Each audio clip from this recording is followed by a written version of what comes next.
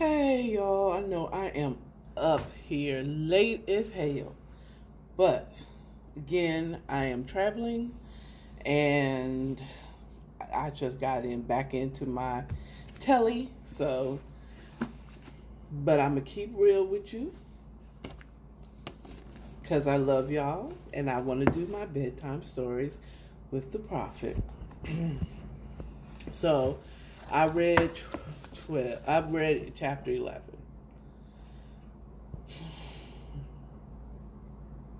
Now, y'all know I told y'all about, he warned her. He told her, hey, you sure you really want to do this before we get into doing what we doing? She's like, yes, yes, give it to me, right? So they're full-fledged into this agreement. She agreed. Let me tell y'all something, people. If a person tells you how they are, believe them. He said that if once we cross over into the physical, has been warning her, once we cross over to the physical, you will be mine completely. Okay? Again, like I said in my last episode, titled Cara's In Too Deep. At this point, it's like there is no going back. There is absolutely no going back. And so now Cara, in chapter 11, Cara is at Drew's spot. He then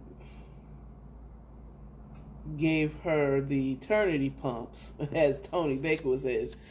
She got all the eternity pumps. So at this point, she's at his spot. She's supposed to go to work the next day. Okay. But she's being a good sub. And he didn't say that, okay, surprise you. Hi, this is my spot. This is my home. You are now introduced to where he calls home for the U.S. Because remember, Drew is from Australia. So he sexed her up all night and into the morning. Just sex, bang, bang, bang, bang, bang. Okay? And she's all in. And so he said, okay, now that you've been here, the morning pumps, she's thinking, okay, let me get some rest because I have to go to work the next day. Okay. But she's enjoying all the eternity pumps, which she doesn't know. And this is, to me, Drew at his most sadistic, maybe. So I'm going to read a small passage to you all. Well, I'm going to read page 131 into 132.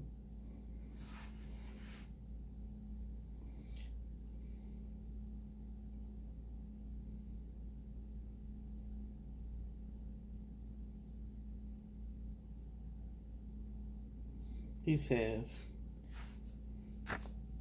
he had moved his head closer towards her, speaking barely above whispering, tickling the shell of her ear. Yes, I may want to do things to you and with you that you've never done before. And I expect you to try your best to please me. I have complete and total power over you. Mind, body, and soul. He warned her. You need to have complete and utter faith in me. Fondling her breast, he darted his tongue in her ear. She moaned, snuggling close into him. She's still thinking this is cute, oh, by the way. Closing her eyes, When he ran his tongue around her ear and gently bit her lobe, she giggled and leaned forward, trying to get away. He pulled her back against him, growling in her ear.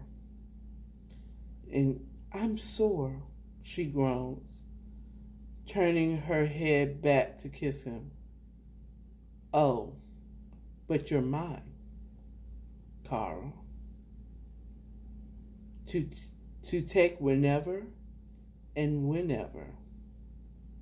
No, it was whenever or wherever and wherever I please. Remember when you agreed to that, my precious slut. He moved one hand from her head, her breast, to her neck, stalking her skin, applying gentle pressure with his fingers. He's like this. She sighed, brushing her lips against his, caressing his hand that was getting a bit tighter around her throat. Yes, sir, I remember. What was she going to do? What was she going to do? I told you.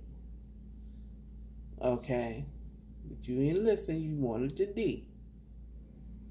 Now he got her around her throat. Do you want to take it back now that you know what I require of you? He smirked. Basically, so what you going to do?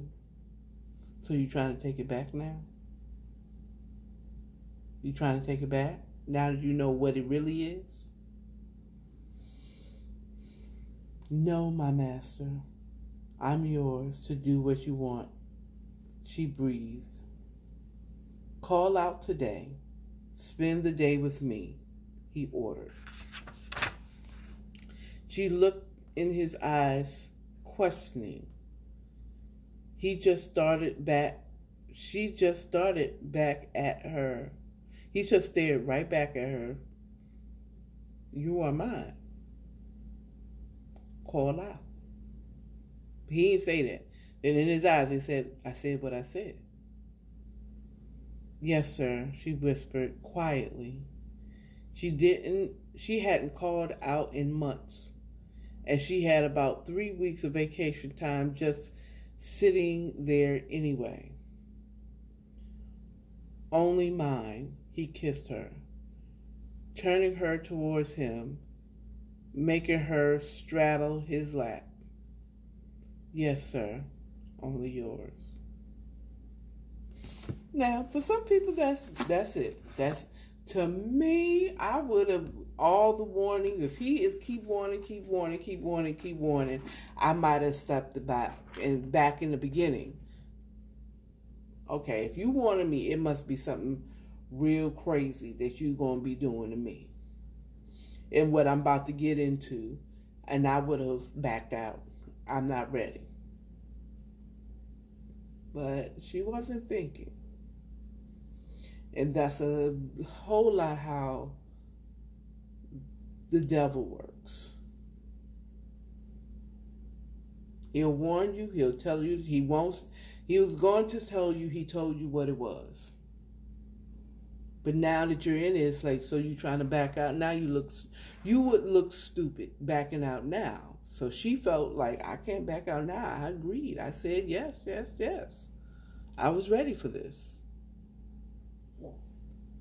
I knew the moment that he had her go to his house on a Sunday, and she had to go to work the next day.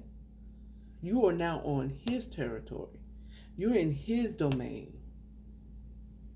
Do you think, by any stretches of your imagination, he's going to let you go? He is into you now. In that type of relationship, he's into you. You, in his mind, belongs to him. And if he tells you to call out, you call out.